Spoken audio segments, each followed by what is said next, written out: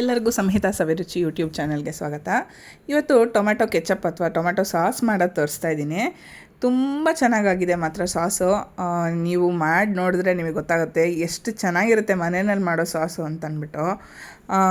ಇದನ್ನು ಮಾಡೋದಕ್ಕೆ ನಾನು ಒಂದು 20 ಟೊಮೆಟೊ ತೊಗೊಂಡಿದ್ದೀನಿ, ಫುಲ್ ರೈಪ್ ಆಗಿರುವಂಥ ಹಣ್ಣು.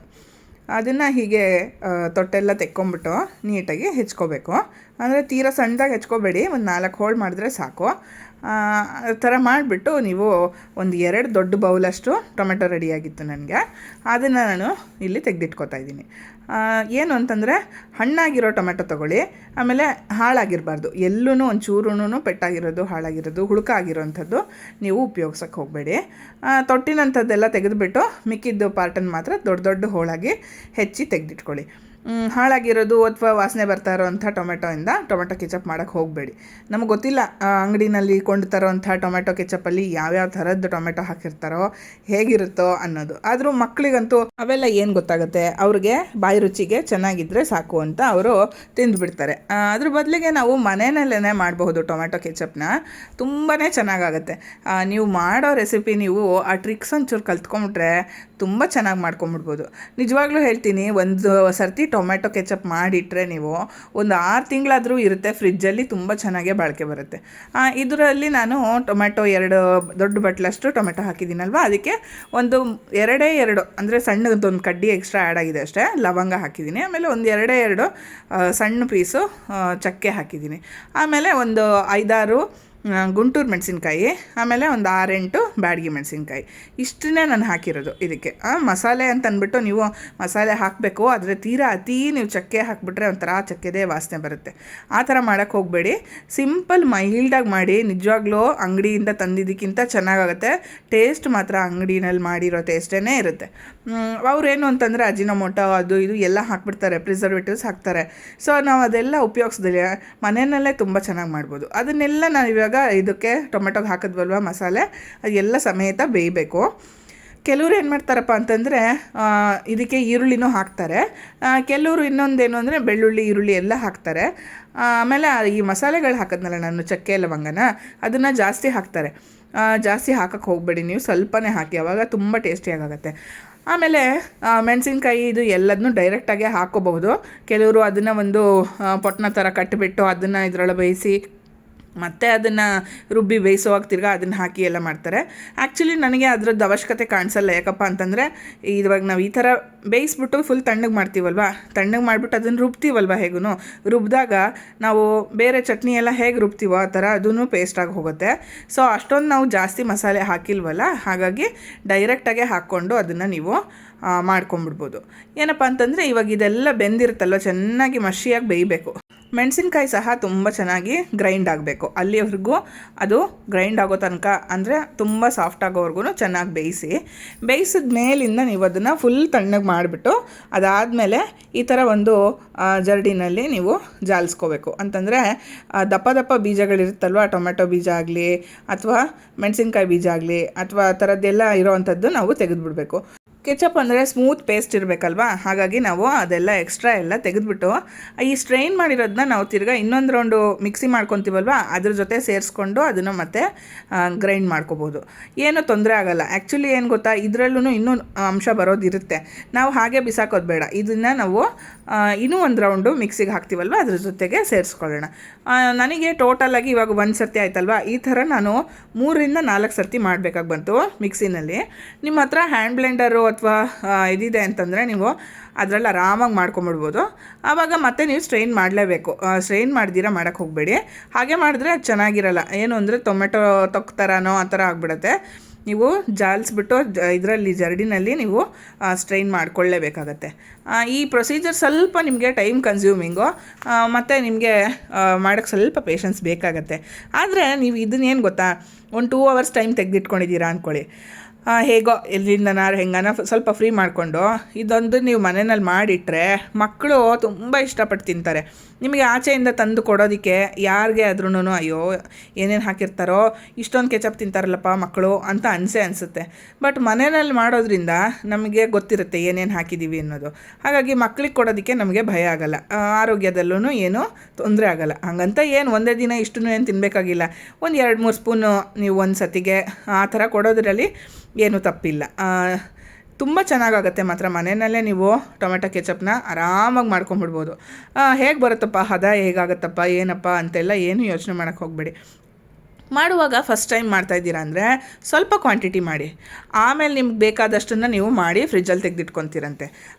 ಫಸ್ಟ್ ಟೈಮ್ಗೆ ಮಾಡುವಾಗ ಏನು ಜಾಸ್ತಿ ಟೊಮೆಟೊಯಿಂದ ಮಾಡಬೇಕಾಗಿಲ್ವಲ್ಲ, ಒಂದು 5-6 ಟೊಮೆಟೊ ಅಥವಾ 10 ಟೊಮೆಟೊವರೆಗೂ ಮಾಡಿದ್ರೆ ನೀವು ಆವಾಗ ನಿಮಗೆ ಜಾಸ್ತಿ ಕಷ್ಟವೂ ಆಗೋಲ್ಲ, ಬೇಗನೂ ಆಗೋಗ್ಬಿಡುತ್ತೆ, ಟೈಮು ಜಾಸ್ತಿ ತೊಗೊಳ್ಳಲ್ಲ. ಇವಾಗ ನಾನು ಇದನ್ನೆಲ್ಲ ಸ್ಟ್ರೈನ್ ಮಾಡಿದ್ದಾದಮೇಲೆ ಇದಕ್ಕೆ ಬೇಕಾಗಿರೋಷ್ಟು ಉಪ್ಪು ಸೇರಿಸ್ತಾ ಇದ್ದೀನಿ. ಪುಡಿ ಉಪ್ಪನ್ನೇ ಹಾಕ್ತಾಯಿದ್ದೀನಿ. ಇಲ್ಲಿ ಹಾಕಿರೋ ಉಪ್ಪು ನನಗೆ ಸಾಕಾಗಲಿಲ್ಲ ಅಂದರೆ ಆಮೇಲೆ ಮತ್ತೆ ನಾನು ರುಚಿ ನೋಡಿಕೊಂಡು ಹಾಕ್ಕೊತೀನಿ. ಇದಕ್ಕೆ ಸ್ವಲ್ಪ ಉಪ್ಪು ಮತ್ತು ಸಕ್ಕರೆ ಎಲ್ಲ ಜಾಸ್ತಿ ಬೇಕಾಗುತ್ತೆ. ನಾವು ಖಾರ ಆಲ್ರೆಡಿ ಹಾಕಿದ್ದೀವಲ್ವ, ಮತ್ತು ನಾನೇನು ಖಾರ ಆ್ಯಡ್ ಮಾಡಲ್ಲ. ಇವಾಗ ಹಾಕಿರೋ ಖಾರ ನಿಮಗೆ ಕೆಲವರಿಗೆ ಇದು ಸ್ವಲ್ಪ ಖಾರ ಅನ್ನಿಸ್ಬೋದು, ಸ್ವಲ್ಪ ಕಮ್ಮಿ ಖಾರ ಹಾಕ್ಕೊಳ್ಳೋದಾದ್ರೆ ಹಾಕ್ಕೊಂಡು ಮಾಡ್ಕೊಳ್ಳಿ. ನಾನಿವಾಗ ಟೋಟಲ್ ಒಂದು 2 ಬಟ್ಲಷ್ಟು, ಸಣ್ಣ ಬಟ್ಲು ಅಂದರೆ ಒಂದು 15 ಚಮಚದ ಹತ್ರ ಸಕ್ಕರೆ ಹಾಕಿರೋ ಲೆಕ್ಕ ಇದು. ಇದು ಟೊಮೆಟೊ ಹುಳಿ ಇರುತ್ತಲ್ವ, ಹಾಗಾಗಿ ಸ್ವಲ್ಪ ಸಕ್ಕರೆ ಉಪ್ಪು ಎಲ್ಲ ಸ್ವಲ್ಪ ಬೇಕಾಗತ್ತೆ. ಖಾರ ನಾವು ಆಲ್ರೆಡಿ ಸೇರಿಸಿದ್ದೀವಲ್ಲ, ಖಾರದ ಪುಡಿ ಮತ್ತೆ ನಾನು ಆ್ಯಡ್ ಮಾಡಿಲ್ಲ. ಅಕಸ್ಮಾತ್ ನಿಮಗೆ ಖಾರ ಹಾಕಿಲ್ಲ ಅಂತಂದರೆ ನೀವು ದೊಡ್ಡವ್ರಿಗೆ ಮಾಡ್ಕೊಳ್ಳೋಕ್ಕೆ ಸಪ್ರೇಟ್ ತೆಗೆದಿಟ್ಕೊತೀರ ಅನ್ನೋದಾದರೆ ಮಕ್ಕಳಿಗೆ ಖಾರ ಹಾಕ್ದಿರ ಮಾಡ್ಕೊಂಬಿಡಿ, ಅದನ್ನು ತೆಗೆದಿಟ್ಬಿಡಿ. ಅದಾದಮೇಲೆ ನೀವು ದೊಡ್ಡವ್ರಿಗೆ ಸ್ವಲ್ಪ ಖಾರದ ಪುಡಿನ ಆ್ಯಡ್ ಮಾಡಿಕೊಂಡು ಮಾಡ್ಕೋಬೋದು. ಬಟ್ ಏನು ಅಂತಂದರೆ ಒಟ್ಟಿಗೆ ಮಾಡಿದಾಗ ಒಂದೇ ಹದದಲ್ಲಿ ಮಾಡಿದಾಗ ತುಂಬ ಟೇಸ್ಟಿಯಾಗಿ ಚೆನ್ನಾಗಾಗುತ್ತೆ. ಒಂದು ಸ್ವಲ್ಪ ದಿನ ಇಟ್ಟ ಮೇಲೆ ಇದು ಸ್ವಲ್ಪ ಏನು ಅಂದರೆ ಖಾರ ಕಮ್ಮಿ ಆಗುತ್ತೆ. ಹಾಗಾಗಿ ಸ್ವಲ್ಪ ಖಾರ ಮುಂದಾಗಿ ಮಾಡಿರಿ, ಏನೂ ತೊಂದರೆ ಆಗೋಲ್ಲ. ಇದು ಅಂದರೆ ಊರ್ತಾ ಇರುತ್ತಲ್ವ, ಉಪ್ಪಿನಕಾಯಿ ಥರನೇ ಊರ್ತಾ ಇರುತ್ತಲ್ವ, ಸ್ವಲ್ಪ ಖಾರ ಕಮ್ಮಿ ಆಗುತ್ತೆ ಅದು. ಹಾಗಾಗಿ ನಾನು ಧೈರ್ಯವಾಗಿ ಒಂದು 10-12 ಮೆಣಸಿನ್ಕಾಯಿ ಆರಾಮಾಗಿ ಹಾಕಿದ್ದೀನಿ. ಏನು ಅಂದರೆ ಟೇಸ್ಟ್ ನೋಡಿಬಿಟ್ಟು ನೀವು ನಿಮ್ಮ ಟೇಸ್ಟಿಗೆ ಅಕಾರ್ಡಿಂಗಾಗಿ ಏನು ಚೇಂಜಸ್ ಬೇಕೋ ಮಾಡ್ಕೊಳ್ಳಿ. ಯಾಕಪ್ಪ ಅಂತಂದರೆ ಅಕಸ್ಮಾತ್ ನಿಮಗೆ ಉಪ್ಪು ಜಾಸ್ತಿ ಬೇಕು ಅಥವಾ ಉಪ್ಪು ಕಮ್ಮಿ ಬೇಕು ಆ ಥರದ್ದು ಏನೇ ಇದ್ರೂ ಹಾಕ್ಕೊಂಡು ಸರಿ ಮಾಡ್ಕೊಳ್ಳೋಕ್ಕೆ ನೀವು ಅವಕಾಶ ಸಿಗುತ್ತೆ. ನನಗೆ ಇನ್ನೂ ಉಪ್ಪು ಸಾಲದು ಅನ್ನಿಸ್ತು, ಅದಕ್ಕೆ ನಾನು ಇನ್ನೂ ಒಂದು 2 ಚಮಚ ಉಪ್ಪು ಮತ್ತೆ ಹಾಕಿದ್ದೀನಿ. ಯಾಕಪ್ಪ ಅಂತಂದರೆ ಅದು ಬಾಳಿಕೆ ಬರಬೇಕಲ್ವ, ತೀರಾ ಉಪ್ಪು ಕಮ್ಮಿ ಆದ್ರೇನೂ ಅದು ಜಾಸ್ತಿ ದಿನ ಬಾಳಿಕೆ ಬರಲ್ಲ. ಹಾಗಾಗಿ ಕರೆಕ್ಟ್ ರುಚಿ ಮಾಡಿಬಿಟ್ಟು ಒಂಚೂರು ಖಾರ ಮುಂದೆನೇ ಮಾಡಿದ್ದೀನಿ. ಕೆಲವರು ಟೊಮೆಟೊ ಕೆಚಪ್ಪಿಗೆ ತೀರಾ ಖಾರನೇ ಹಾಕಲ್ಲ, ಒಂದು 2 ಮೆಣಸಿನ್ಕಾಯಿ ಹಾಕ್ಬಿಟ್ಟು ಮಾಡೋರು ಇದ್ದಾರೆ. ನಿಮ್ಮ ಟೇಸ್ಟಿಗೆ ತಕ್ಕನಾಗಿ ನೀವು ಖಂಡಿತ ಮಾಡ್ಕೊಳ್ಳಿ. ಇವಾಗ ಟೇಸ್ಟ್ ನೋಡಿದ್ದೀನಿ, ನಂಗೆ ಕರೆಕ್ಟಾಗಿದೆ ಅಂತ ಅನಿಸಿದೆ. ಚೆನ್ನಾಗಿ ಕುದಿಯಕ್ಕೆ ಬಿಡಬೇಕು ಇದನ್ನು. ಏನಂದರೆ ಸ್ವಲ್ಪ ಕೈ ಹುಷಾರು, ಅದು ಕೊತ ಕುದೀತಿರುತ್ತಲ್ವ, ಸ್ವಲ್ಪ ಕೈ ಮೇಲೆ ಏನಾದರೂ ಬೀಳೋ ಚಾನ್ಸಸ್ ಇರುತ್ತೆ. ಹಾಗಾಗಿ ಸ್ವಲ್ಪ ದೂರದಲ್ಲಿ ನಿಂತ್ಕೊಂಡು, ಮಕ್ಕಳಿದ್ರೆ ದೂರ ನಿಲ್ಲಿಸ್ಬಿಟ್ಟು ಮಾಡಿ. ನೋಡಿ, ಈ ಥರ ಕುದ್ದು ದಪ್ಪ ಆಗಿದೆ ಮತ್ತು ಕ್ವಾಂಟಿಟಿ ಕಮ್ಮಿ ಆಗಿದೆ. ನೋಡಿ, ಫಸ್ಟಿಗೆ ನಾನು ತೋರಿಸಿದ್ನಲ್ಲ ಆವಾಗ ಹೀಗೆ ಸೌಟಿಂದ ಹೀಗೆ ಸರ್ರಂತ ಇಳಿತಾ ಇತ್ತು. ಆದರೆ ಇವಾಗ ನೋಡಿ ಚೆನ್ನಾಗಿ ಕುದ್ದ ಮೇಲೆ ಅದು ಇಳಿತಾ ಇಲ್ಲ ಅಷ್ಟು ಬೇಗ. ಈ ಥರ ಕನ್ಸಿಸ್ಟೆನ್ಸಿ ಬರಬೇಕು, ಅಲ್ಲಿವರೆಗೂ ನೀವು ಚೆನ್ನಾಗಿ ಕುದಿಸ್ಕೋಬೇಕು. ಆಮೇಲೆ ಒಂದು ಅರ್ಧ ಹೋಳು ನಿಂಬೆಹಣ್ಣು ಸೇರಿಸಿದ್ದೀನಿ. ನೀವು ಇದೇ ಜಾಗದಲ್ಲಿ ನಿಂಬೆಹಣ್ಣು ಬದಲಿಗೆ ವಿನೆಗರ್ನೂ ಹಾಕೋಬಹುದು.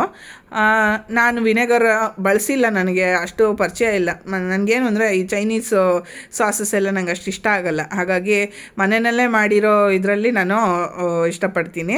ಅದಕ್ಕೆ ಸಾಸನ್ನು ಸಹ ನಾನು ಮನೆಯಲ್ಲೇ ಮಾಡ್ಕೊಳ್ತಾ ಇರೋದು. ಏನಂದರೆ ಇದಕ್ಕೆ ನೀವು ವಿನೆಗರ್ ಬಳಸೋರಾದರೆ ಖಂಡಿತ ಉಪಯೋಗಿಸಿ. ಅದೇ ಏನಿಲ್ಲ, ಸ್ವಲ್ಪ ಪ್ರಿಸರ್ವೇಟಿವ್ ಆಗಿ ವರ್ಕ್ ಆಗುತ್ತೆ. ನಿಂಬೆಹಣ್ಣು ಒಳ್ಳೆ ಟೇಸ್ಟ್ ಕೊಡುತ್ತೆ, ಪ್ರಿಸರ್ವೇಟಿವ್ ಆಗೂ ವರ್ಕ್ ಆಗುತ್ತೆ. ನೋಡಿ, ಒಂದು ಸತಿ ಇವಾಗ ಹೇಗೆ ಅದು ಕನ್ಸಿಸ್ಟೆನ್ಸಿ ಚೆಕ್ ಮಾಡ್ತಾಯಿದ್ದೀನಿ. ಇನ್ನು ನೋಡಿ, ಒಂದು ಸ್ವಲ್ಪ ಇದು ಹಿಂಗೆ ಮಾಡಿದ್ರೆ ಇಳಿತಾ ಇದೆ. ಇನ್ನೂ ಒಂದು 5 ನಿಮಿಷ ಚೆನ್ನಾಗಿ ಕುದೀಲಿ ಅಂತ ಮತ್ತೆ ಬಿಟ್ಟಿದ್ದೀನಿ. ಇನ್ನೂ ಒಂದು 5 ನಿಮಿಷ ಆದಮೇಲೆ ನೋಡಿ, ಅರ್ಧಕ್ಕಿಂತ ಕಮ್ಮಿ ಆಗೋಯ್ತು ನಾನು ಮಾಡಿದ ಕ್ವಾಂಟಿಟಿನಲ್ಲಿ. ಚೆನ್ನಾಗಿ ಕುದಿಬೇಕು. ನೀವು ಕುದಿಸ್ದಿರ ಮಾಡಿಟ್ರೆ ಅದೇನು ಒಂದು ಸ್ವಲ್ಪ ದಿನ ಚೆನ್ನಾಗಿರುತ್ತೆ, ಆಮೇಲಿಂದ ಹಾಳಾದಂಗೆ ಆಗಿಬಿಡುತ್ತೆ. ಹಂಗೆ ಮಾಡ್ಕೊಳಕ್ಕೆ ಹೋಗ್ಬಿಡಿ. ಚೆನ್ನಾಗಿ ಟೈಮ್ ತೊಗೊಂಡು ನೀಟಾಗಿ ಕುದಿಸಿ. ನೋಡಿ, ಇವಾಗ ಟೆಸ್ಟ್ ಮಾಡುವಾಗ ನೋಡಿ ಕರೆಕ್ಟಾಗಿದೆ, ಇಳಿತಾ ಇಲ್ಲ. ನೀರು ಥರ ಹಿಂಗೆ ದಳ ಅಂತ ಇಳಿದ್ಬಿಡಬಾರ್ದು. ಆ ಥರ ಇದ್ದರೆ ಸಾಸ್ ಕರೆಕ್ಟಾಗಿದೆ ಅಂತ. ಇಷ್ಟು ಆದರೆ ಕರೆಕ್ಟಾಯಿತು, ಸಾಕು. ಇನ್ನೇನು ಕುದಿಸೋ ಅವಶ್ಯಕತೆ ಇಲ್ಲ, ಇನ್ನೇನು ಆ್ಯಡ್ ಮಾಡೋ ಅವಶ್ಯಕತೆ ಇಲ್ಲ. ಪೂರ್ತಿ ತಣ್ಣಗಾಗಕ್ಕೆ ಬಿಟ್ಬಿಡಬೇಕು. ತಣ್ಣಗಾದ್ಮೇಲೆ ನೀವು ಬಾಟ್ಲಿಗೆ ಹಾಕಿಟ್ಕೊಳ್ಳಿ. ಅರ್ಧಂಬರ್ಧ ಬಿಸಿ ಇರುವಾಗ ಹಾಕಿದ್ರೆ ಏನಾಗುತ್ತೆ ಅಂದರೆ ನಿಮಗೆ ಅದು ಬೇಗನೆ ಹಾಳಾಗ್ಬಿಡುತ್ತೆ. ನೋಡಿ ಇನ್ನೊಂದು ಸತಿ ತೋರಿಸ್ತಾ ಇದ್ದೀನಿ, ಇಳಿತಾ ಇಲ್ಲ, ನೀಟಾಗಿದೆ, ಕರೆಕ್ಟಾಗಿ ಅದು ಕನ್ಸಿಸ್ಟೆನ್ಸಿ ಸೆಟ್ ಆಗಿದೆ. ಸೊ ಇದೇನು ಅಂದರೆ ತಣ್ಣಗಾದ್ಮೇಲೆ ಇನ್ನೊಂದು ಸ್ವಲ್ಪ ದಪ್ಪ ಆಗುತ್ತೆ, ಅಂದರೆ ಗಟ್ಟಿ ಆಗುತ್ತೆ. ಹಂಗಂದ್ಬಿಟ್ಟು ನೀವು ತೀರಾ ತೆಳುವಾಗಿ ತೆಗಿಯೋಕ್ಕೆ ಹೋಗಬೇಡಿ, ಚೆನ್ನಾಗಿ ಬೆಂದಿಲ್ಲ ಅಂದರೆ ಹಾಳಾಗೋ ಚಾನ್ಸ್ ಇರುತ್ತೆ. ಅದಕ್ಕೆ ಇವಾಗ ಆಫ್ ಮಾಡಿದ್ದೀನಿ ಸ್ಟವ್ನ, ಫುಲ್ ತಣ್ಣಗಾಗಕ್ಕೆ ಬಿಟ್ಬಿಟ್ಟಿದ್ದೀನಿ. ಒಂದು 2-3 ಅವರ್ಸ್ ತಣ್ಣಗಾದ್ಮೇಲೆ ಇವಾಗ ತಿರ್ಗಾ ನಾನು ಅದನ್ನು ಬಾಟಲಿಗೆ ಹಾಕ್ತಾಯಿದ್ದೀನಿ. ನಿಮ್ಮ ಹತ್ರ ಗಾಜಿನ ಬಾಟ್ಲಿ ಇಲ್ಲ ಅಂತಂದರೆ ನೀವು ಅದನ್ನು ಪ್ಲಾಸ್ಟಿಕ್ ಬಾಟ್ಲಿಗೂ ಹಾಕೋಬಹುದು. ಆದಷ್ಟು ನೀವು ಇದನ್ನೆಲ್ಲ ಸ್ಟೀಲ್ ಬಾಟ್ಲಿಗೆ ಹಾಕಕ್ಕೆ ಹೋಗಬೇಡಿ, ಪ್ಲಾಸ್ಟಿಕ್ಕೂ ಅವಾಯ್ಡ್ ಮಾಡಿದ್ರೆ ಒಳ್ಳೆಯದು. ಯಾಕೆಂದರೆ ರಿಯಾಕ್ಷನ್ ಆಗುತ್ತಲ್ವ, ಸ್ವಲ್ಪ ಹುಳಿ ಅಂಶ ಇದು ಎಲ್ಲ ಇರುತ್ತಲ್ವ. ಹಾಗಾಗಿ ನೀವೇನು ಮಾಡಬೇಕು ಅಂದರೆ ಒಂದು ಗಾಜಿನ ಬಾಟ್ಲಿಗೆ ತುಂಬಿಸಿ ಇಟ್ಕೊಳ್ಳಿ. ತುಂಬ ಚೆನ್ನಾಗಿರುತ್ತೆ ಮಾತ್ರ. ನೀವು ಚಪಾತಿಗೆ, ರೊಟ್ಟಿಗೆ, ಕೆಲವ್ರಿಗೆ ಬ್ರೆಡ್ ಟೋಸ್ಟ್ ಮಾಡ್ಕೊತಾರಲ್ಲ, ಅದಕ್ಕೆ ಎಲ್ಲದಕ್ಕೂ ಏನು ಬೋಂಡ ಬಜ್ಜಿ ಮಾಡಿದಾಗ ಎಲ್ಲದಕ್ಕೂ ತಿನ್ಬೋದು ಇದನ್ನು. ಮಕ್ಳ ಕೈಗೆ ಸಿಗ್ದಲ್ಲೇ ಇರೋಂಗೆ ತೆಗೆದಿಟ್ಟಿರಿ. ಯಾಕೆ ಗೊತ್ತಾ, ಹೋಗ್ತಾ ಬರ್ತಾ ತಿಂದುಬಿಡ್ತಾರೆ, ಆಮೇಲೆ ಖಾಲಿ ಮಾಡಿಬಿಡ್ತಾರೆ. ಏನೇ ಆದ್ರೂ ಜಾಸ್ತಿ ತಿನ್ನಬಾರ್ದಲ್ವ. ಒಂದು 2-3 ಚಮಚ ಒಂದು ದಿನಕ್ಕೆ, ಒಂದು ವಾರದಲ್ಲಿ 1-2-3 ಸತಿ ತಿಂದರೆ ತಪ್ಪೇನಿಲ್ಲ, ಏನು ಆರೋಗ್ಯಕ್ಕೆ ತೊಂದರೆ ಆಗೋಲ್ಲ. ಆರೋಗ್ಯಕ್ಕೆ ತೊಂದರೆ ಆಗೋ ವಿಷಯ ಅಂತೂ ಇದರಲ್ಲಿ ಖಂಡಿತ ಏನಿಲ್ಲ ಅಂದ್ಕೊಳ್ಳಿ. ಬಟ್ ಯಾವುದಕ್ಕೂ ಅತಿ ಆದರೆ ಅಮೃತನೂ ವಿಷ ಅಂತಾರಲ್ವ, ಹಾಗಾಗಿ ನಾವು ಆ ಥರ ಮಾಡ್ಕೊಳ್ಳೋದು ಬೇಡ. ಇದಿಷ್ಟನ್ನು ನೀವು ಸ್ಟೋರ್ ಮಾಡಿ ಇಟ್ಕೋಬೋದು. ನನಗೆ 1/4 kg ಮೇಲೆ ಸಿಕ್ಕಿದೆ ಇವತ್ತು ಇದರಲ್ಲಿ ಏನು ಟೊಮೆಟೊ ಸಾಸು. ಚೆನ್ನಾಗಾಗುತ್ತೆ, ತುಂಬಾ ಟೇಸ್ಟಿಯಾಗುತ್ತೆ. ನೀವು ಮನೇಲಿ ಮಾಡಿದ್ದು ಅನ್ನೋ ಖುಷಿ ಇರುತ್ತಲ್ವ, ಅದ್ರ ಮುಂದೆ ಇನ್ನೇನಿದೆ. ಅಂಗಡಿನಲ್ಲಿ ಹೋಗ್ಬಿಟ್ಟು ಝಟ್ಟಂತ ಒಂದು ಜಾಸ್ತಿ ದುಡ್ಡು ಕೊಟ್ಟರು ಆಯಿತು ಪರವಾಗಿಲ್ಲ ತರ್ಬೋದು ಅಂತ ತರಬಹುದು, ಆದರೆ ಮನೇಲಿ ಮಾಡಿದ ಸಂತೋಷ ಇದೆಯಲ್ಲ, ಅಮ್ಮನೇ ಮಾಡಿದ್ರು, ಸಾಸ್ ಮಾಡಿದ್ದಾರೆ ಅಂತ ಮಕ್ಕಳು ಖುಷಿ ಪಡ್ತಾರೆ, ಮನೇಲಿರೋರೆಲ್ಲರೂ ಖುಷಿ ಪಡ್ತಾರಲ್ಲ, ಅದು ತುಂಬ ಪ್ರೀಷಿಯಸ್. ಅದಕ್ಕೋಸ್ಕರ ಮಾಡ್ಕೊಳ್ಳಿ, ತುಂಬ ಚೆನ್ನಾಗಿರುತ್ತೆ. ಎಂಜಾಯ್ ಮಾಡಿ ತಿಂದ್ಬಿಟ್ಟು. ಹೇಗಾಯಿತು ಅನ್ನೋದನ್ನ ನಂಗೆ ಖಂಡಿತ ತಿಳಿಸಿ. ನಿಮಗೆ ನಿಮ್ಮ ಮನೆಯಲ್ಲಿ ಯಾವ ಥರ ರುಚಿಗೆ ತಕ್ಕನಾಗೆ ನೀವು ಇದನ್ನು ಕಸ್ಟಮೈಸ್ ಮಾಡ್ಕೋಬಹುದು. ಜಾಸ್ತಿ ದಿನ ಇರಬೇಕು ಅಂತಂದರೆ ನೀವು ಇದನ್ನು ಸೀಲ್ ಮಾಡಿನೂ ಇಡಬಹುದು. ಕೆಲವ್ರಿಗೆ ಅವಶ್ಯಕತೆ ಬಿದ್ದಾಗ ಒಂದೊಂದು ಬಾಟ್ಲು ತೆಕ್ಕೊಂಬಿಟ್ಟು ಮಿಕ್ಕಿದ್ದನ್ನು ನೀವು ಸೀಲ್ ಮಾಡಿ ಇಟ್ಬಿಟ್ಟಿರ್ಬೋದು. ಆವಾಗ ಜಾಸ್ತಿ ದಿನ ಫ್ರಿಜ್ಜಲ್ಲಿ ಬಾಳಿಕೆ ಬರುತ್ತೆ. ಆಚೆ ಇಡೋಕ್ಕೆ ಹೋಗಬೇಡಿ, ಫ್ರಿಜ್ಜಲ್ಲಿಟ್ಟರೆ ಒಳ್ಳೆಯದು. ಆಚೆ ಇಡೋಕ್ಕೆ ನಾವು ಏನು ಪ್ರಿಸರ್ವೇಟಿವ್ಸ್ ಬಳಸಿಲ್ಲಲ್ಲ, ಹಾಗಾಗಿ ಆದಷ್ಟು ಇದನ್ನು ಆಚೆ ಇಡೋದು ಬೇಡ. ಬಳಸೋವಾಗ ತೆಕ್ಕೊಂಬಿಟ್ಟು ಮತ್ತೆ ವಾಪಸ್ ಫ್ರಿಜ್ಜಲ್ಲೇ ಇಟ್ಕೊಂಬಿಡಿ.